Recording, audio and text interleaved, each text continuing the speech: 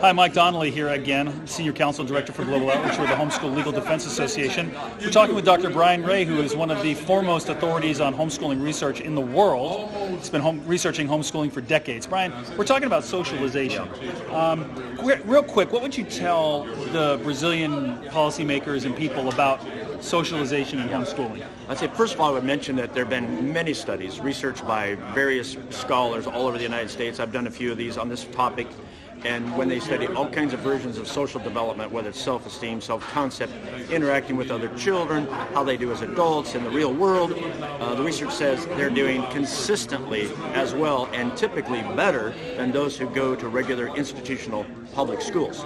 I would also say, secondly, on a practical level, the vast majority of families who homeschool have their children involved in all kinds of things like soccer clubs or football, or they're in church groups, they're in cooperatives where they work with other children. So they're constantly learning, of course, social skills. Just like adults, you and I, we do things with other people. We learn social skills even now as we're older. That's right. Well, I find it interesting that people often ask about socialization and homeschooling, because what is it you get in trouble for in public school?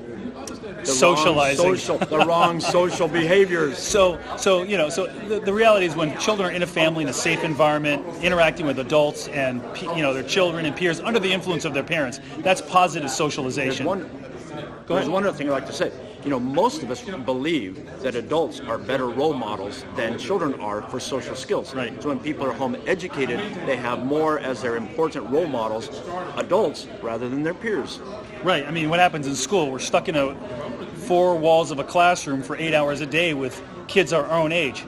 How is that for a recipe for good socialization? I'm Mike Donnelly with HSLD. This is Dr. Brian Ray. Thanks for listening.